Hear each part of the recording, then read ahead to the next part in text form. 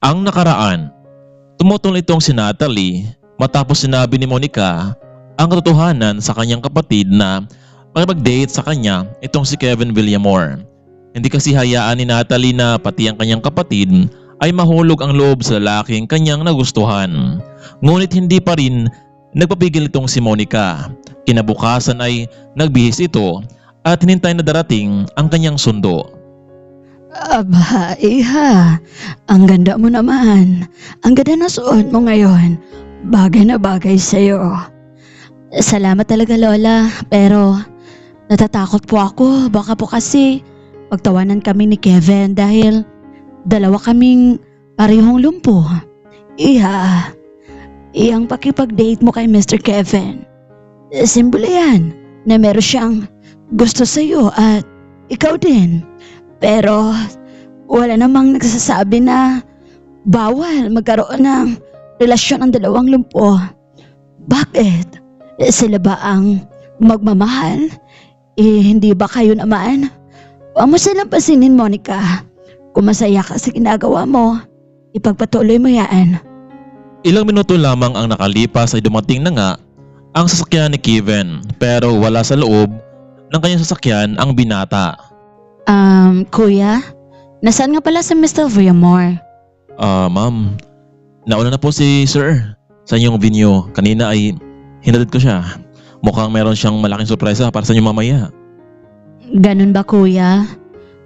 Bakit pa niya ito ginagawa samantalang isang date lang naman ito? Sige na Ma'am Monica, sumakay na po kayo sa sasakyan. Naghintay na po si Sir sa inyo doon sa tagpuan niyo. Habang nasa sasakyan pa lamang sina Monica, ay tumawag ang driver kay Mr. Kevin na papunta na sila. Kalahating oras ang nakalipas, sa wakas ay nakarating na rin sila. Inalalay ng driver para makababa si Monica sa sasakyan. Laking gulat ni Monica dahil sobrang ganda ng venue. Walang ibang tao kundi sila lamang. Sa di kalayuan, nakita ng dalaga na nakaupo itong si Kevin sa isang magandang upuan habang nakaharap sa mesa. Maraming salamat Monica at hindi mo ako binigo. Please have a seat. Maraming salamat din, Kevin. Pero bakit parang espesyal yata ang venue na ito? Oo dahil meron akong mahalagang sabihin sa'yo. Una, bukas pwede ka nang magsimula bilang isang company engineer. Talaga? Totoo ba yung sinasabi mo, Mr. Kevin? Oo naman. At ikalawa, meron ba akong isang bagay na sabihin sa'yo? Hindi ko nakalimutan ng sinabi mo sa akin noon nakaraan na wala ka pang boyfriend, di ba? Alam mo, ilang linggo pa lamang tayo nakakilala pero meron akong bagay na hindi mapaliwanag kapag nakikita kita. Kinakabahan ako pero kung hindi naman kita nakikita, lagi kang hinahanap ng mga mata ko. Ano kaya ibig sabihin noon, Miss Monica? Nako, Mr. Kevin, medyo hindi ko maintindihan ang nararamdaman mo pero baka meron kang something na naramdaman sa kanya? Oo Monica, iyan nga. Gusto kita. Hindi ko alam kung bakit sa'yo pa. Marami naman diyang iba na napapahiwatig sa akin pero sa'yo pa talaga. Ako natamaan. Pero, Mr. Villamor, hindi kaya tayo pagtawanan ng mga tao? Isang lumpo ang pumatol sa lumpo? Ang totoo, may naramdaman din naman ako sa iyo pero baka sabihin nilang yaman mo lang ang habol ko sa iyo. Nako, kung ganun Monica, natutuwa ako at meron ka ring naramdaman sa akin. Kaya nga Monica, magtrabaho ka sa kumpanya ko para wala silang masabi. Biglang may inabot na bulaklak itong si Kevin sa dalaga kaya naman ito ang naging dahilan para mas lalong napauo ang dalaga. Oo naman, Kevin. Gusto kita pero okay lang bang ilihim mo na natin ito? Lalo na kung makapasok na ako sa kumpanya mo. Kung ano ang trato mo sa mga empleyado mo, ganun din sana ang trato mo sa akin. Pwede naman Monica pero hindi ko may papangako yan sa'yo lalo na kapag nakita kong inabuso ka nila. So mula ngayon Monica, girlfriend na kita?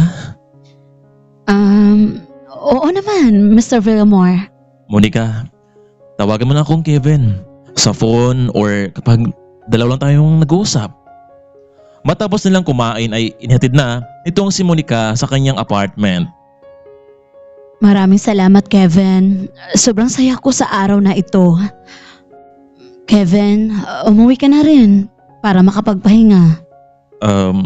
Pupunta muna ako sa mansyon. Matagal na rin akong hindi nakadalaw doon eh. Bukas, magkita lang tayo sa bago mong office. At ipapakuha kita dito sa driver ko, okay? Sige, Kevin. Ikaw ang bahala. Umalis na nga ang sasakyan at nagbahatid itong si Kevin sa mansyon. Sir Kevin, mukhang malalim yata ang tama mo kay Engineer Monica. Pero paano kung malaman ito? O kuya, may panahon na malaman nila ito. At alam kong magalit siya sa akin pero gagawin ko ang lahat. At pakita ko sa kanya na talagang totoo ang pagmamahal ko sa kanya.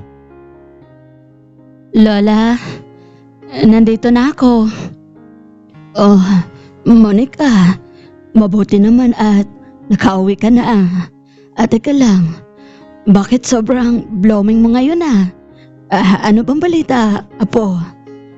Nako, Lola, sinagot ko na si Kevin. Magkasintahan na kami. Pero sinabi ko sa kanya na ilihim muna namin ito sa ibang mga tao. At bukas magsisimula na ako sa trabaho ko. Wow! Natutuwa ako sa balita mo, Monica. Kaya gawin mo ang lahat. Lalo na sa bago mong trabaho, Apo. Samantalang palagi namang baon ni Kevin ang kanyang wheelchair at hindi na nataka ang driver tungkol dito. Kinabukasan maagang pumasok sa opisina itong si Kevin at sumakay na lamang sa ibang sasakyan bagamat hindi ito nakasakay sa kanyang wheelchair pero lagi niya pa rin itong kasakasama. Inutusan niya lamang driver na sunduin itong si Monica para sa kanyang unang araw sa trabaho. Hello Monica, nandito na ako sa office ko. Pagkarating mo sa kumpanya, pinahanda ko na sa sekretary ko ang bago mong office at yung mga project proposal. Ikaw na ang bahala kung anong design ang bagay dito. Sige Kevin, paalis na rin kami ng driver mo. Pagkarating sa bukana ng kumpanya ay maraming mga empleyado ang nakatingin sa kanya, panay baba at paakyat sa elevator. Samantalang hinatid naman ito ng driver sa kanyang opisina at nandun naghintay ang sekretary ni Kevin na si Cathy. Welcome, Miss Monica Imperial, sa Villamor Groups of Company. Narito nga pala ang mga papers na dapat mong pag-aralan at pagkatapos nito ay isasubmit ko ito sa CEO. Sige ma'am, maraming salamat. Secretary Cathy, na lang ang itawag mo sa akin. Lumabas na itong si Cathy sa Engineers Department at sa labas pa lamang ay maraming mga tsismosa ang nag-aabang. Ma'am Cathy, siya na ba ang bagong engineer ng kumpanya? Mukhang hindi yata karapat-dapat Paano kaya siya na-hire ni Mr. Villamor kung ganun ang kanyang katayuan? Ewan ko nga ba kung bakit isang lumpo ang pinagpalit ni Mr. Villamor kay Miss Claire? Hay naku, kapag nalaman ito ni Miss Claire, ewan ko na lang. Ang tanong, Ma'am Cathy, kung sino kaya ang mas magaling, yung bagong hire na lumpong engineer o si Miss Claire pa rin? Tingnan na lang natin. Sinusunod ka lang naman ang utos ng ating boss. Basta ginagawa ko lang ito bilang trabaho. At kayo naman, magmatsyag kayo Hindi natin siya kilala. Hello, good morning. This is Monica from Villamor Engineering Department. How may I help you? Good morning Monica. Si Kevin to. Sir, good morning po. Anong sir? Kevin, ano bang dapat kong gawin? Relax ka lang muna. Sa ngayon, sanayin mo muna ang sarili mo sa office. Ayos ka lang ba dyan? Oo naman. Komportable naman ako dito. May binigay na ba sa'yo ang Secretary Cathy? Oo, mga proposal project. Sa ngayon, ikaw na munang bahala sa mga design ng mga project na yan. At kapag natapos mo na, tawagan mo ako para naman ipapakuha ko kay Cathy sa office mo, okay? Okay, Kevin. Maraming salamat sa kabutihan mo. Mamaya, meron akong example na ipapakita sa iyo na design. Sige Monica, mag-ingat ka dyan. Mamaya pala, merong magde-deliver ng pagkain para sa lunch mo. Nako, Kevin, pati pa ba yun? Pwede naman siguro akong magpunta sa kantin, di ba? Monica, bilang boyfriend mo, dapat maging maayos ka at hindi ka mahirapan, okay? Pero Kevin, kaya ko naman eh. Sige na, please. Hintayin mo na lamang ang pagkain mo, okay? I love you. Okay, I love you to Kevin.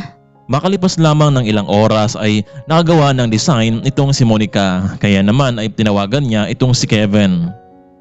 Sige Monica, ipapakuha ko kay Cathy yung nagawa mong design. Hello, Engineer Monica. Ano bang dahilan kung bakit pinapapunta pa ako ni Mr. Kevin sa office mo? Pwede naman ikaw na ang magpunta sa kanya, hindi ba? Yan tayo eh. Bakit kasi lumpo ang kinuha ni Mr. Kevin? Yan tuloy. Naabala pa ang ibang tao. Naku, pasensya ka na, secretary, pero gusto kasing makita ni Mr. Kevin itong ginagawa kong building design. Sige na, akin na.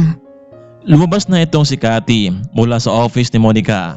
Sinilip nito ang loob ng envelope kung talaga bang maayos ang kanyang design. Para sa kanya ay mukhang kakaiba ito. Pero hindi niya hayaang ma-impress itong si Kevin sa kanyang ginawa.